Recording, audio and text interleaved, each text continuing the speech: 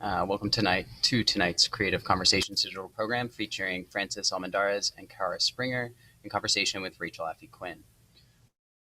My name is Max Fields. I'm FotoFest Associate Curator, and I'm thrilled to have you here tonight for what I think will be a fascinating conversation between three brilliant thinkers and contributors to the fields of art, visual culture, and critical theory. This program is being held in conjunction with FotoFest's current exhibition, Public Life, Recording the Blur, which is now on view in Arts District Houston between Washington and I-10. That exhibition examines a wide array of social, cultural, and political issues through the lens of time, publicness, mediatization, production, and place. And as a group exhibition, examines such issues with attention to the spatial, temporal, and existential experiences that were amplified in 2020 and now. If you are interested in learning more about that exhibition, please check out FotoFest's website or download our mobile app, which is available on Apple and Google Play. I'd like to take a minute to acknowledge all those who made this project possible.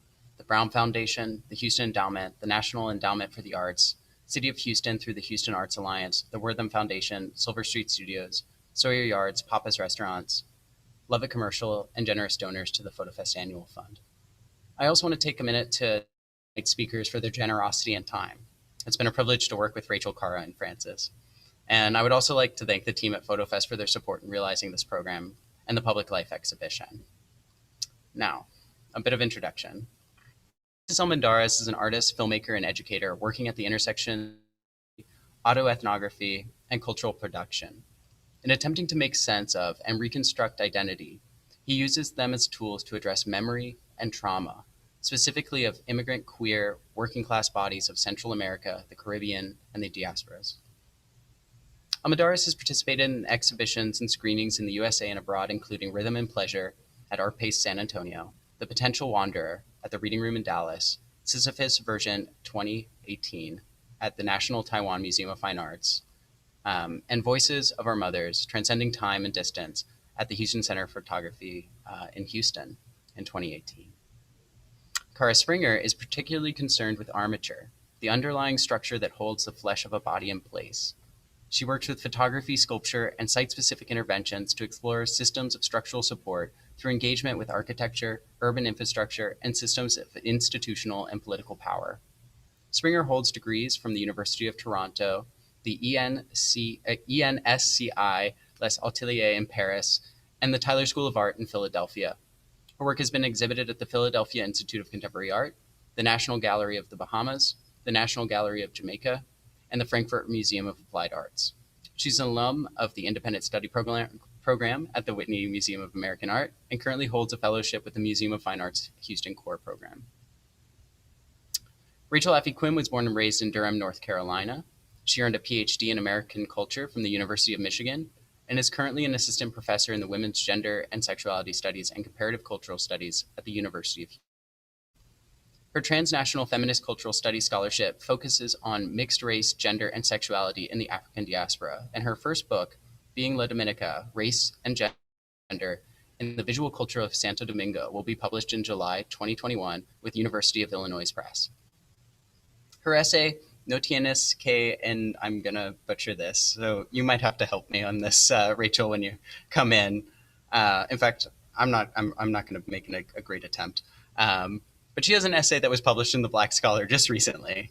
My apologies. Her essay, Spinning the Zoetrope, Visualizing the Mixed Race Body of Dominican Actress Zoe Saldana, was published in Latin American and Latinx Visual Culture, and her review of the 2020 FotoFest exhibition, African Cosmologies, Photography, Time, and the Other, was published in Burlington Contemporary. Dr. Quinn was a part of a filmmaking team that produced the documentary film Cimarron Spirit in 2015 about contemporary Afro-Dominican identities. She's a co-founder of the social justice feminist collective South Asian Youth and Houston Unite. Again, I'm so thrilled to present each of these speakers tonight. Kara, Francis, Rachel, the spotlight's yours, so please go ahead and join us.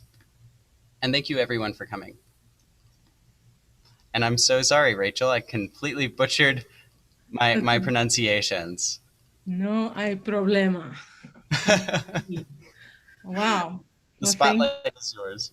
Thank you, Max, for that introduction and for the invitation to be in this conversation, which started a couple weeks ago now. I had been familiar with Francis's work, and now I'm introduced to Kara's work. And I have a lot of questions based on my interest as a queer Black scholar doing work in Black visual culture and the African diaspora. And I see some great overlap. So I'm hoping that we can, create a very dynamic conversation and fit in everything that we want to say during this time. I do critical race theory work, and I think it's a great time to be talking about race critically, especially in one of several states that are really resisting that level of engagement in the classroom of teaching students how to do this. So I'm excited that my first question to both of you is about race. So I want to ask how you as artists of color are thinking about your own racialized identities and the identities of others in your work, and perhaps as part of an intervention through your work. So in particular, Francis, I've seen your work in ways that the photographs that capture Black and brown bodies of the Caribbean, but in the examples we're going to look at together tonight in self-portrait, the body or your body is absent. So thank you for sharing this image. And the viewer might be left to guess about what your body looks like based on the outlines you provide here. And then Kara, in your work, I'm just getting to know the bodies are distinctly absent as well. But for me and the ways I think about race, there's something about the mind's eye that holds a racialization. And so because of the locations of your photographs, I've noticed like I bring a narrative to what I'm seeing, that they are taking place in the Caribbean. And I'm thinking about the repositioned objects and the earth and all its inhabitants. So I've given you both those questions on the table, and I can reiterate them as we go. But maybe Francis, you want to start to talk about this? Sure. Thank you, Matt, for the introduction and the invitation. And thank you, Rachel, for agreeing to do this with us. It's such a exciting moment to, be together talking about art, right? And such a privilege at the same time. But yeah, this piece or these early pieces were definitely influenced about, by my thinking on race and identity in general. And in particular, influenced by my family and the communities that I belong to, and kind of seeing the absence of that and invisibility in the art world and in all forms of art, really. And so this was actually a pivotal moment, the photograph on the right, the self-portrait hand-me-downs, because it was actually the moment where I departed from photography and began exploring other mediums and materials. And because I reached a point where I just kind of got stuck on photography and it wasn't doing what I wanted to do, or what I wanted it to do, sorry. So I began thinking about like, how can I, talk about these issues of invisibility, of absence, and in particular of the communities that I belong to, using my own biography or narrative, but without having it be about me. Because I really don't care to talk much about me. I'm interested in like using me or my narrative as an entry point to talk about these larger issues. They're not only larger, but like they're intersectional. And so not just race, but also thinking about class and gender and age, right? Especially having, having this relationship with my mother and my grandmother, and coming from a lineage of single mothers who have had to work multiple jobs, in order to support our family. And thinking about how the type of labor that they've had to do and have had access to, and the type of labor that they've been denied. So that has definitely motivated this kind of work, and how that, and the development of this work over the years. This was done in 2011, and it's still something that's very present in the work that I'm doing today and that I'm still coming back to. So I don't know if that answers your question. Yeah, it absolutely does. And just in reflecting on these pieces, and we'll get to see some more in your series or in another series, but I was thinking about like the material, like, and we'll talk about process, but the material that you're using and the ways that that clothing holds, not like the smells of people, the imprint of people's bodies, things like that, and what the photograph can and cannot capture for us. That's just a reflection on this, but let's see, Kara, if you want to talk a little bit in related terms about this theme. Thanks, Rachel. And also thanks, Max, for this invitation. It's really lovely to be with you guys today. Yeah, I appreciate the question. I think that for me, racial identity, questions of race are ever present in anything that I do and make. So I definitely, I mean, like in relationship to this work, these images on the screen are from this series, Repositioned Objects. And this was really formative for me. This was like prior to grad school, and really the first space that I gave myself to make my own work. My practice before this was mainly in collaborative and community-based spaces. And this work kind of started in a residency I did in Barbados, which is where I'm from originally. And yeah, it was the first time I was really like making work in this way, making work in the region. So a lot of firsts. But I think I was very much thinking, I mean, really, I was thinking about these forms in space, but in tandem to that, I was certainly thinking about what it meant for me to make these really minimal forms in this particular body, and thinking about the way in which it would necessarily be read through my gender and my race, and the almost like the thinking of the weight of that. The truth is, at this point, I think that that's maybe what I'm always interested in, like the fact that those things are inseparable, the fact that these things are necessarily at play, I think, in all work, but certainly for me, it's always a grounding. Yeah.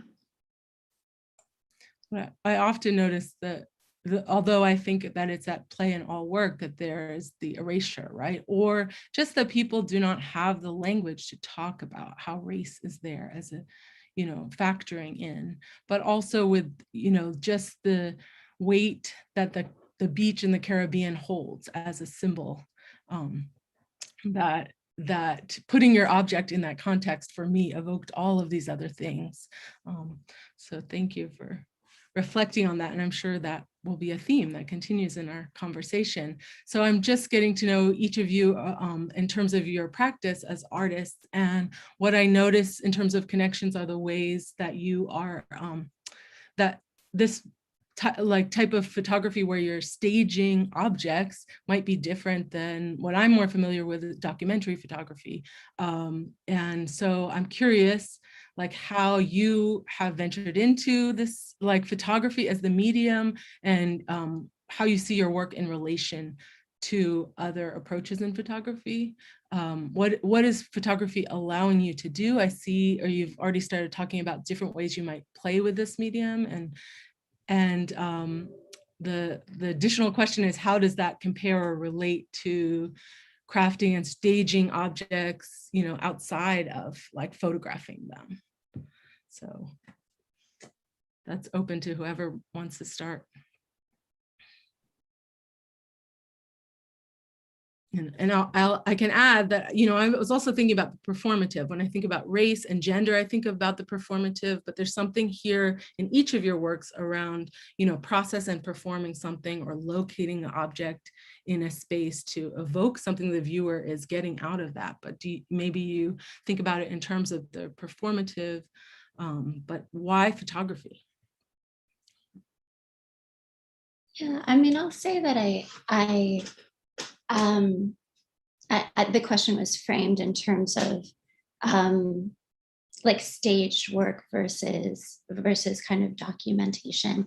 And in some way, I feel I feel as though I'm engaged in a process of documentation and kind of discovery and capturing. And there's some intervention by my hand, but it really feels like, I mean, I think what I'm curious about is capturing a kind of reaction of, or whether, I mean, in the series that we just talked about, for me, it was putting these kind of very simple, fragile forms in a space where it turned out they were not sustainable. And so it was kind of documenting the way in which they came apart and kind of the interaction between, or the relationship between these forms and the landscape around them, and the lack of sustainability there.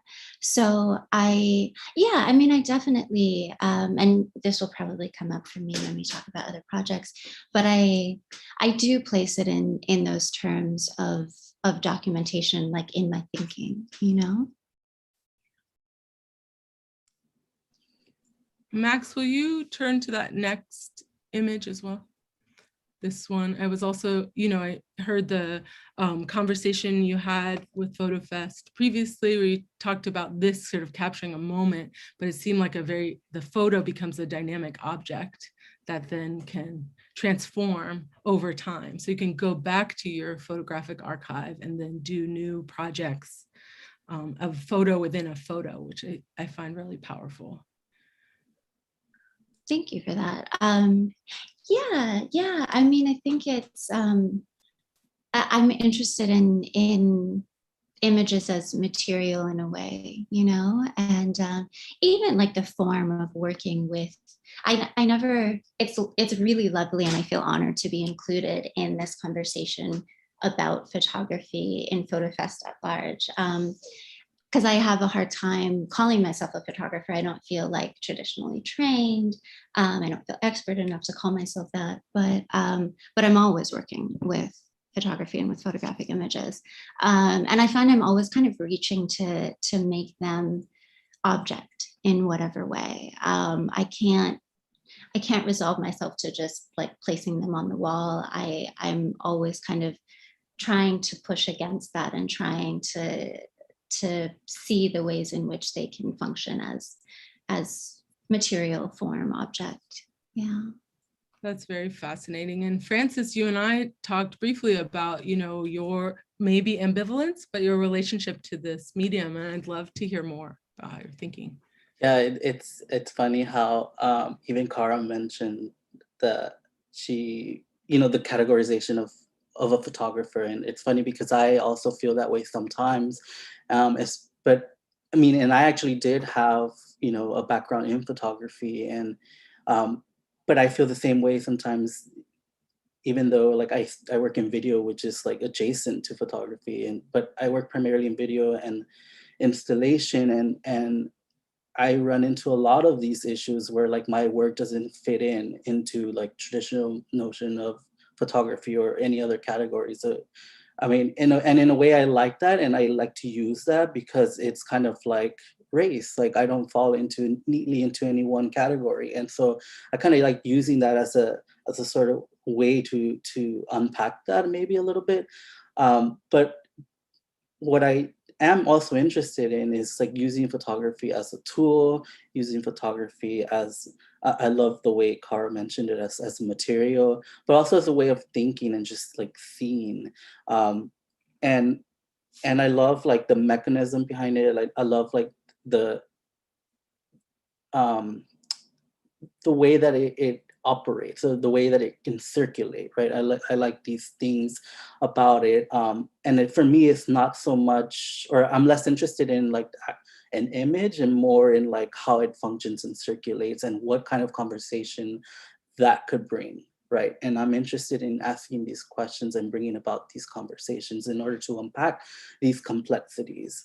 And pointing at like complexity is not something bad or that we should be afraid of, but rather should be trying to really dig into and unpack.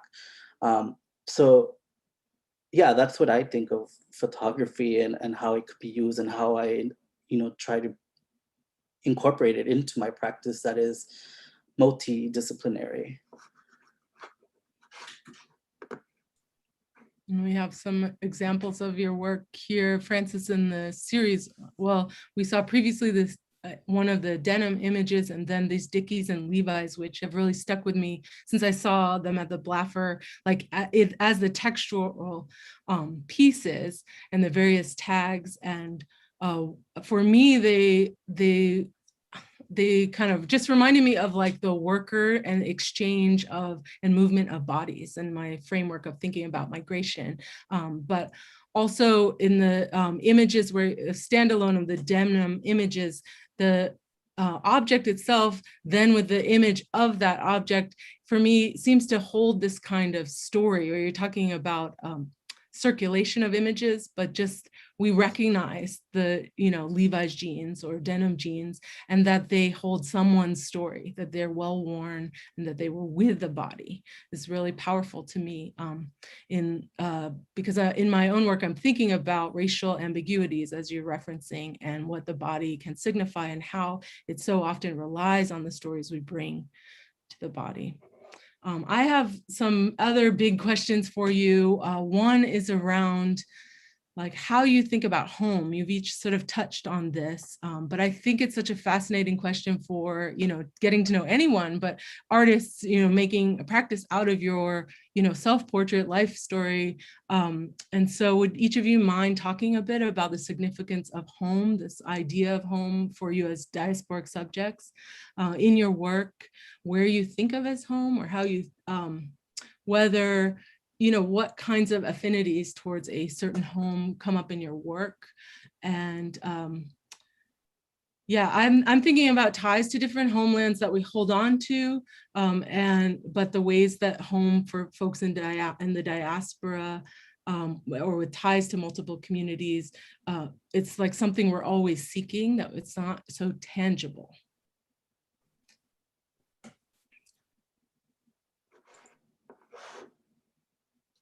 I guess I can go first, but yeah, that's a really good point. And the way that I like to think of it is that it's similar to identity, that it's always fluctuating. It's not something that is static, and it's not something that is only, well, in the case of home, like it's not always something that is physical or material or tangible. But for me, it extends beyond that. It is also like metaphysical. It is like the people and the communities that you are a part of, and that you that you help create, or that and that you're connected to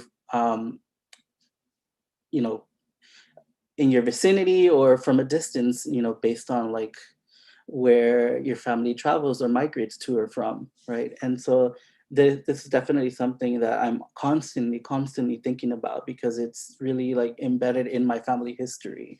And so yeah, home, I definitely think of home, and it's something that's constantly evolving. And I think, I don't know, I'll have to keep thinking about well, to build on that, I mean, you have family members that many of whom think of home as very different places from you, right? Do you think of Houston as home at this point? And where do your family think of as home? And are there ties that you bring back with you?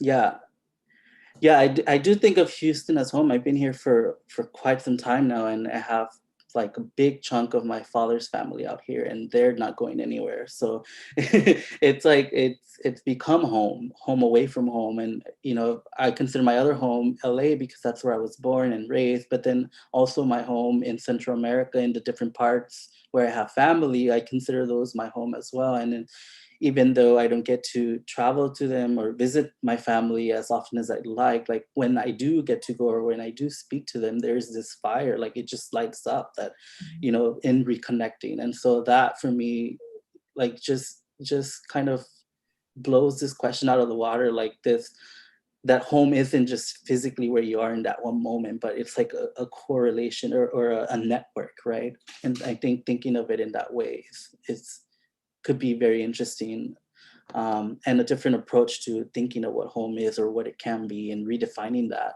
And especially in this, in current context of migration, where people are migrating from all over the world for different reasons. And I think it's necessary to pose this question: what is home, and how can we redefine it, right? And it should be, constantly be redefined. What do you think, Cara? Yeah, I mean, I'm in transition in this moment, so it's, interesting time to think about that question. I just drove from Houston to New York, arrived yesterday. I'm, always, I feel very in flux in terms of home in these last years. But yeah, I mean, I was born in Barbados, raised in Canada, in this context where, and I was born to a Bayesian father, Jamaican mother. And I grew up in this context where home was always somewhere else, like home was where we went when we visited family and, summer, whatever.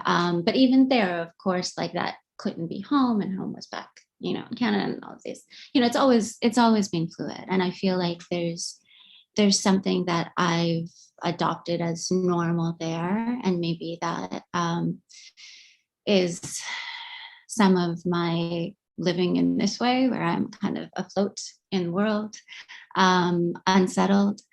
Yeah, and I mean, I certainly like that fluidity is something that absolutely informs my thinking and my practice. And I think, Francis raised this, like how we make home, right? Like how we build community, how we, yeah, like all of these intersections and the possibility there, I'm thinking of so in the last 6 years, I guess I've been in the States, kind of in a few different cities. And yeah, it's been wonderful in some way to be intersecting with these similarly moving communities and diaspora, and the possibility of conversation and dialogue that comes, in those places. So it's interesting because you all have named these sort of key cities where the migration of the artists is happening, from Houston to LA or Houston to New York is commonly discussed as these routes. But also then how we know Houston as a place with so many different migrants. And so for me, it's always a question, and my students will say, oh, but back home, always referring to a place, even if they were not born there, but their parents were, right? But it is in their consciousness as what home is.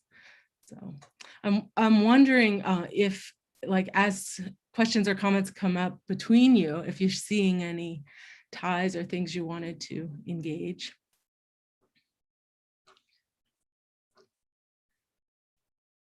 Because I mean, my next question is really about Houston and how you've related to that, but I welcome, as you're hearing each other, that you jump in. I'm curious, as someone who's now committing to Houston as home, what are some of the experiences you are having here? Like, Francis, at what point did you decide, like, okay, now Houston is home? Is it because your family is here, or is there some other thing about, like, putting your roots down here? And then also, Cara, I mean, it looks, with your work, you've had the opportunity to be in and out of Texas, different moments in different cities, but I wondered during the pandemic, what you were able to engage with in Houston and how you see that informing your work. So. Yeah, I would say that I call it home because this is where my immediate family is at this moment, and I'm lucky to like be in the same city as them. It's not everyone has that luxury, and I, for a chunk of time in my life, didn't have that. And so I'm happy to just be together again, and I really like am appreciative of that opportunity. But going back to like something that Cara mentioned, I think in my family we experience that too, where like they'll say, oh, home, or they refer as home as like, Central America, the Caribbean, and even though they haven't lived there in so long, or it's something that they always look back to or think about or remember. And even for me, that I wasn't necessarily born there or lived there, I've only gone to visit family, but in a way it feels like home. So I'm interested in this, like, I don't know, for lack of a better word, like simultaneity of like home, like it's simultaneously multiple things. And yeah, that's my thought for now. Yeah, I feel like that's, this very diasporic disposition, this, like for me, I grew up, there was always this idea that we were going back, like we were always about to like move back. And it feels so normal to me, like other family of ours had already been in Canada or immigrated after us. And there's always that. It's like you're not quite settled where, and I feel like we live with this like idea, even for me as a child, like we moved when I was, too young to remember. But it's like you lived with this vision of yourself, like the version of yourself that didn't leave, or the version of yourself that returned, and like the possibility of return, and I think there is this kind of simultaneity that is merged in our selves, Yeah. Yeah. And for me, I just want to add, like, in imagining a what if I could go and spend time there, or what if I could go back and actually live there? What if we could reunite with our family that is still there, that cannot come over here, And so there's that space or that possibility in imagining these scenarios, and I think there's something beautiful about that, even though you can't physically make that possible. Thank you for that. Max, will you pull up Kara's work, Hold, Elmina Ghana? Because it's an interesting connection to this discussion. And being myself a Ghanaian who grew up in North Carolina, I can relate to how you're thinking about the other possibilities, the other narratives. But there was a lot more I was wanting to learn about this photograph, Kara, and I wonder if you could talk with us about what we see. Sure. Yeah. So the photograph inside of the small light box was taken in Elmina, what's called Elmina Castle or Elmina Dungeons, at a site of a door of no return, where captured Africans would have been held before crossing the Atlantic. And this is this kind of pilgrimage that many people, it's become this kind of tourist site, but holds, such energy. And I visited in 2012 related to another project actually related to maternal health. And I wasn't in a moment of having this kind of art practice. Like this is something I kind of wanted to jump in when Francis was talking about his relationship to photography and this, just the nature of it. And for me, I always took photographs. Like I did art in like high school, but after that, I never really had space in my life, both physical space or just like space. And so I was always just taking photographs. And so this was that I took a lot of photographs, and it wasn't in a moment where like I had any space to like exhibit them publicly or anything like that. So I just sat with them for a long time, and it happened but they meant something to me, and and I kind of grappled, like even after being in this space of the possibility of, being in dialogue in this way, sharing work in whatever way, I still grappled with like what to do with such images, of this place. And it happens that I kind of came back to them as I was moving to Texas in 2019, moving to Houston. And I think for me, I ended up printing out like a ton of them and just kind of like in repetition and just sitting with them. And I think for me, the reason that they were present is that I was thinking this was the moment in which the family separations at the border was like very much in the public mind. And I was going to Texas, and so it's in my mind. And there was something there, because for me, the most profound violence of this is the separation of families. And so there was a resonance there. So yeah, when I was invited by Ariel Renee Jackson and also to do this project, I decided to work with these images. And the name is Hold Elmina Ghana 2012, which is when I was there and took that image. and Austin, Texas, 2020, which is when I made this work. I appreciate the layering and the tie to Texas. And can we look, Francis, more closely at the map images? Max, yes. Because in these maps from 2011, this was pre-Houston. I mean, you tie to LA, but can you talk to us maybe even about how you were thinking about materializing this kind of these diasporic threads? And yeah, and it goes to that installation with the two outfits on the wall, and just like looking at the tags and realizing that one was like made in Honduras or El Salvador, and then kind of just, I mean, it's something that I had been noticing for a while, you know, growing up as a kid. But when I found one that said Honduras or El Salvador, where my family's from, it's like it just, you know, clicked something different, and that's when I decided that to sort of trace two different outfits and see where in the world are they being fabricated and shipped to the US. And then also like thinking about how after they're worn and discarded in the US, like they go back into circulation and usually back to the global South, right? So thinking about that complex network and its similarities or you know, as another way to or approach to talk about like the circulation of communities and by extension like the circulation of labor, right, and culture.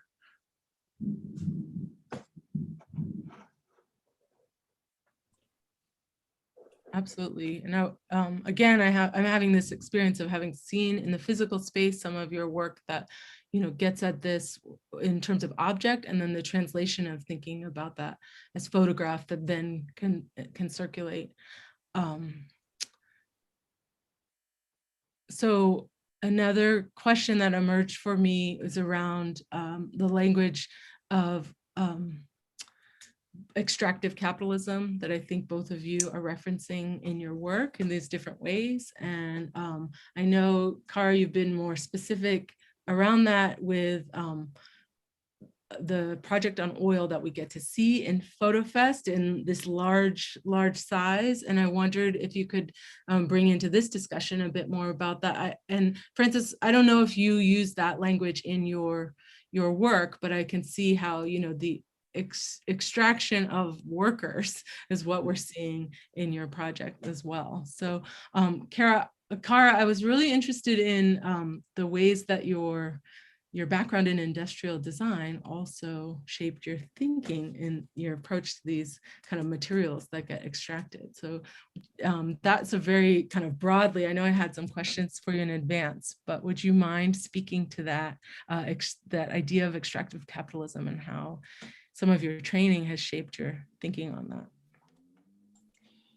Yeah, that's a good question in terms of like the connection between my training as an industrial designer and my thinking of extractive capitalism. I mean, certainly there's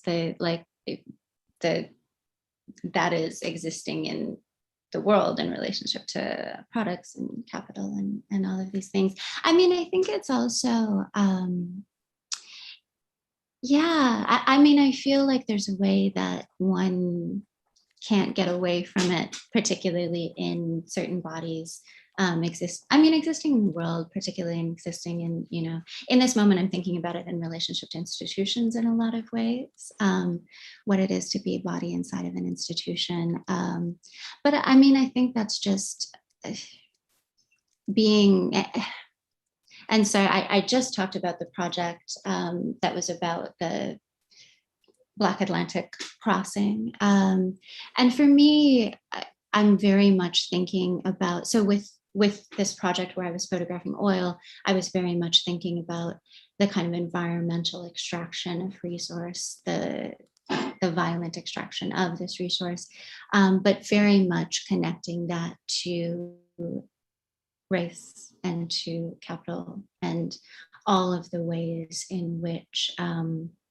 those processes are fundamentally rooted and the same thing and connected, you know?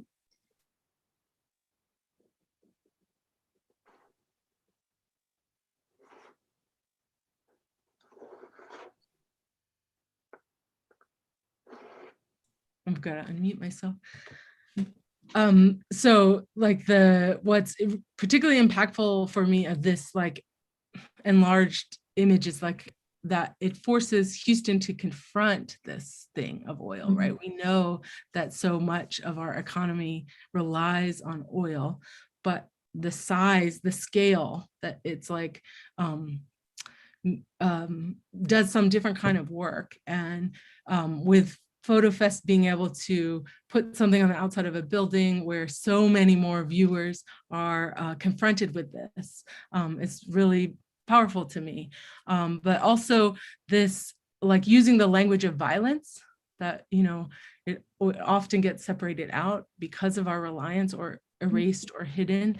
And so in some ways, it's like this large confrontation with what is the violence of these extractive practices. So Francis, in your work, I'm wondering if you've been thinking about some of these themes and would want to speak to this kind of extractive capitalism or the impacts.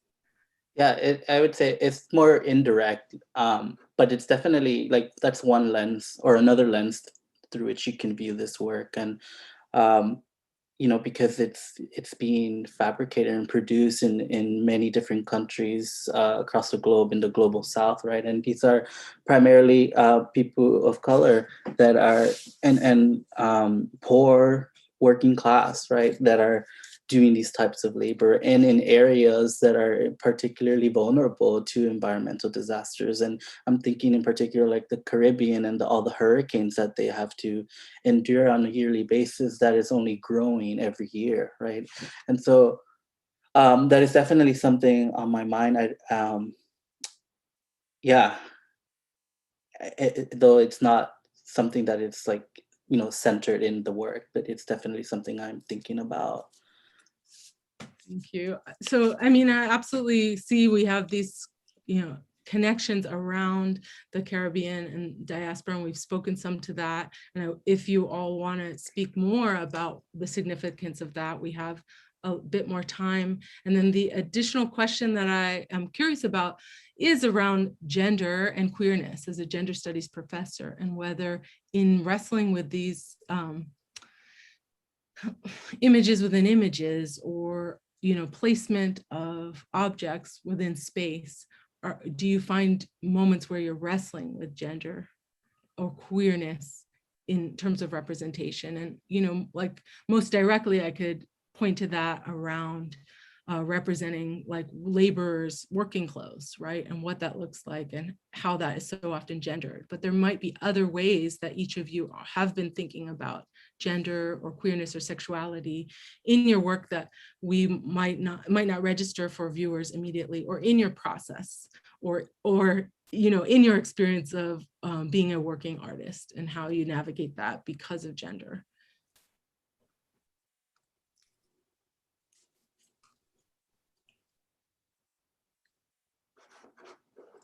I guess I can go first, but less so on these images, but more so in the work that led to it, which were in the stitching of the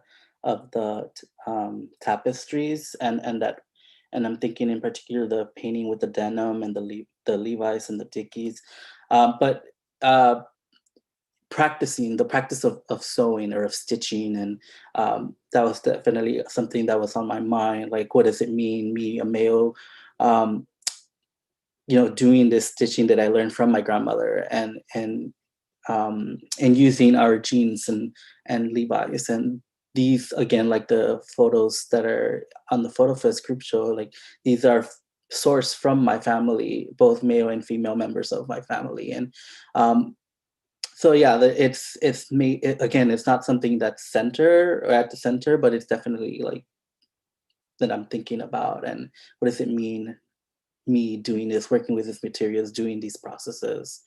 Um, and then to go back to the 4 images for the FotoFest, like there is something about them kind of just loose and flaccid, and that for me also makes me think of like, in a way, like demasculinizing, if that's even a word, I don't know. But there's something about them kind of just being flaccid that I found really interesting, and kind of provocative in a way, to me at least. I don't know. It just it's not like this in like commercial photography. Like if this were a product photography, like you'd see the gene laid out very differently. And so I kind of wanted to oppose that by like letting it like kind of just sag. So that, I mean, that could be another way of like to talk about that or think about gender, sexuality. Yeah.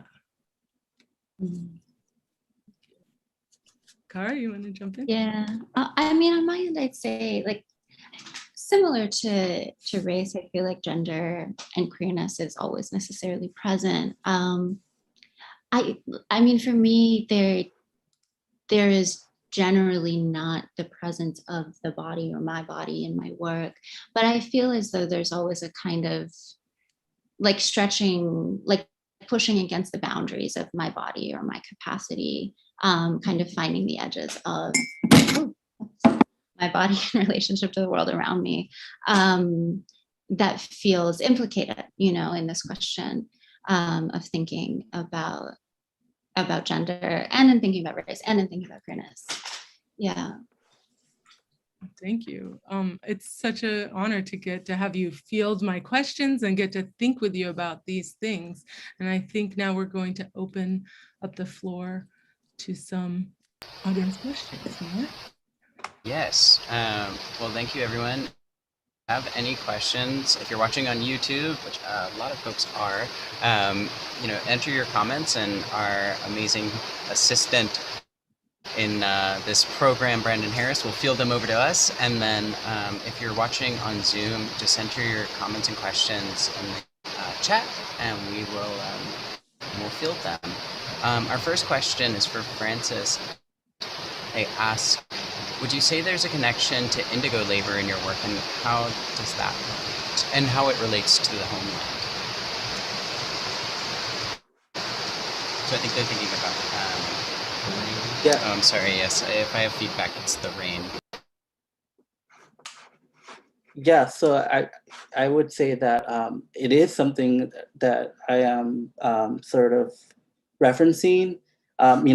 This country has a whole history around cotton in the South, right, and slave labor, and so I'm definitely thinking about that and aware of that, and also like bridging or connecting those histories and narratives with the histories of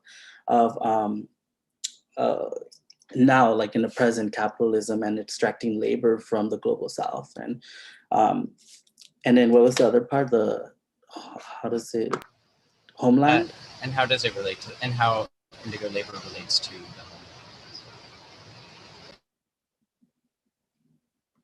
homeland? I don't know. I guess like just thinking about how again, like how labor is racialized and gendered, and just coming from a family that has been doing these types of labor, their whole lives, and in my own, work experience,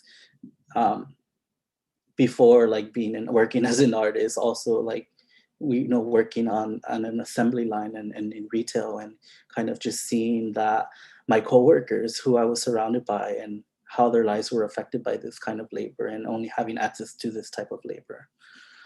Yeah. And we have a question from Leo. Hi, Leo. They say, I'd love to hear Cara talk about the relationship between the scale of the print on FotoFest building and a possible architectural reading of it. To what extent is the image on the wall, or is it the building wrapped by it? Oh, that's an interesting question. Thanks, Leo. Hi, Leo. Thank you for that. Yeah, I mean, in terms of scale, I'm interested in the possibility of this substance becoming something that, yeah, is architectural. I think maybe that is like infrastructure in a certain way. And maybe just I mean, very much the possibility of it becoming many things, which is, which is all of that. Yeah, which kind of asks one to think about the way that such material functions, the way that it supports and undergirds. Yeah.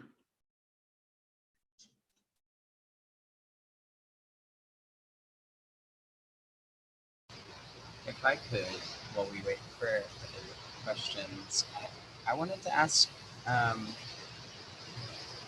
if each of you could maybe talk for a second about the notion of publics. And this is, especially in relation to this the exhibition, that this program is held in conjunction with Public Life. I'm curious to hear your thoughts about engaging with a very different type of publics who have a very different eye, who have a different sense of judgment when out in the social sphere that is just the street, right? This is not the sort of sense of judgment that is enforced by a white cube gallery. I'm curious to know, like, how you think about placing works in such a context, such a different context outside of a white cube space, and kind of what you would hope a viewer would gain from seeing your work or experiencing your work or thinking about your work in this space, even if that engagement is simply an interruption in an otherwise typical Houston Avenue.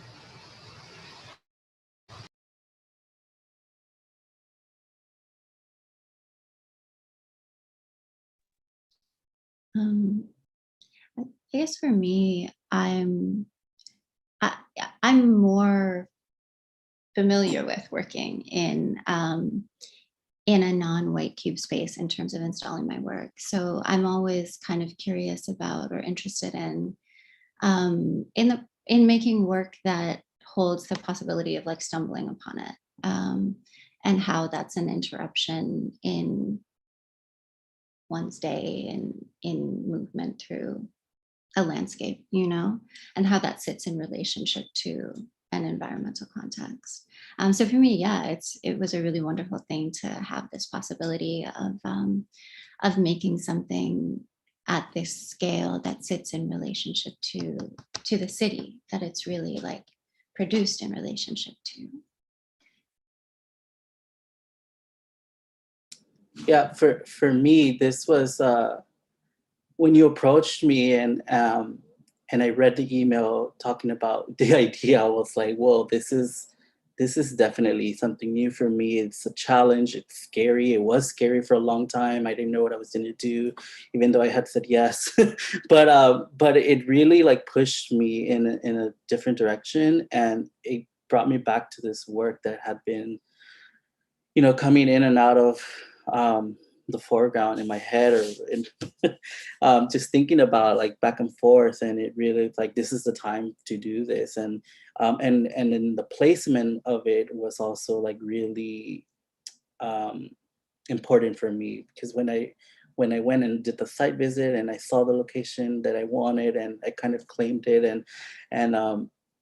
and I kind of like did the research behind it, and I noticed like the railroad track and the fact that it was a warehouse, and I really liked the conversation that it was going to open up, and also like the material that it's on, like it's vinyl, and it's like it's also used for upholstery and for shoes, and so I became interested in all of these things, and it just opened up this new way of like coming back to photography, because I hadn't been working with photography. And so it was a nice reintroduction and also an opportunity to collaborate. Like I had wonderful students that helped me through this process. And I want to give a shout out to Nicolas and William and Gustavo at the University of Houston for just, bearing with me through this process of going from not knowing what to do to like creating this series, or beginning this series. And yeah, it was a journey.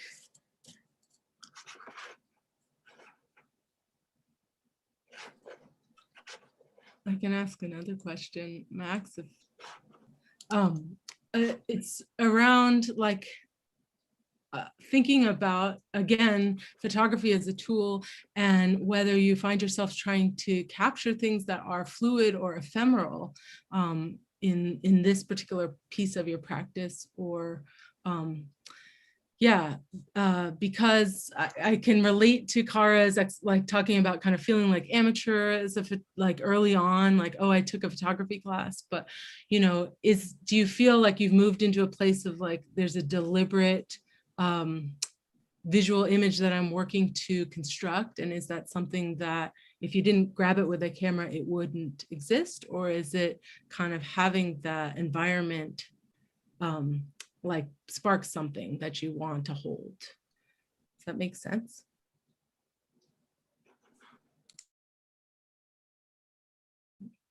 So I'm always thinking about the fluidities and change. So that is for either of you, if you want to try your hand.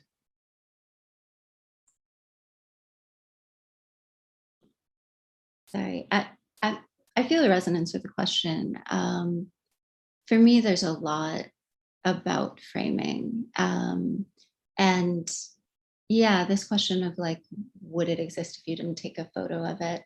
And I think it's for me, I'm often interested in capturing something that, like, yeah, it exists, you just might not notice it, you know? And like by forcing a kind of tightness, close looking, it asks you to take it in differently, you know, to spend time with it, maybe to offer it some reverence, you know?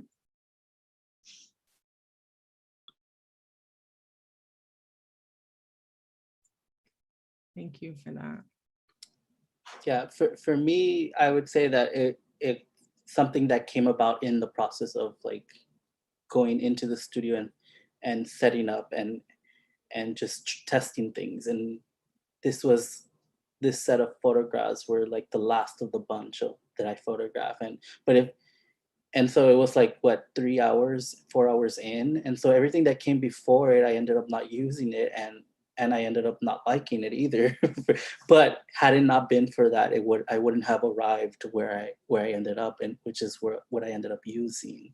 So I think it's both, like something that I'm looking for, but something that comes as a result of like getting close in and trying things out and failing and starting over. And so yeah, it's going back and forth between these different approaches and visions, I would say. And then also the site specificity, like knowing where the work is going to end up and the materiality of it, and how the public will access it, right? Which is in this public road. And I'm curious to see how people are responding to it or will respond to it. I don't know yet because it's just open, but I'm very curious to see the response or the turnout. That's awesome. Thank you. I look forward to using my FotoFest app and pointing all my friends to drive by and check out your work, as I do. Thanks for the shout out for the FotoFest app, Rachel. We really appreciate it. Everybody should download it. It is really great.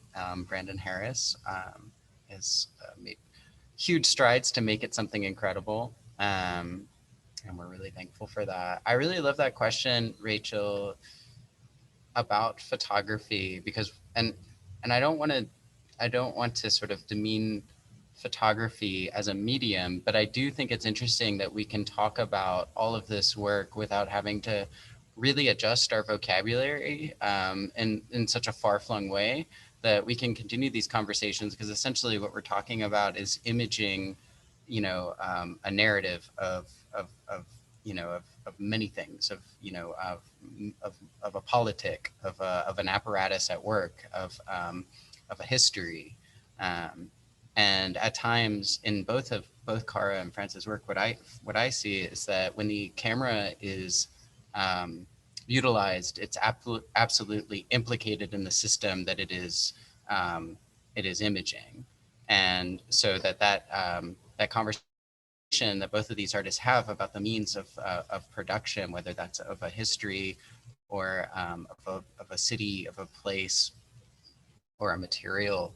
The sort of there's an allegorical referent to the camera in the way that that is an apparatus for collection, for rendering, you know, something as seeable or unseeable in certain cases. So I really love that you brought that back to photography, because I think it's such a fraught medium and such a fraught topic up for contentious debate. And yeah, I really appreciate that. And I really appreciate this conversation between all of you. It was really wonderful. Thank you for making it happen, Max. Really a treat. And yeah, thank you, Rachel, and thank you, Cara, and thank you, Francis, and thank you, Brandon, who is here next to me, making sure that all of the tech is running smoothly. And thank you to the audience for coming out, you know, on your Wednesday night to share this, to share this conversation with us. We really appreciate it, and we appreciate your support. And it's a privilege to be here with everyone. Yeah, so, you know, if anyone has any final thoughts, here's your pause.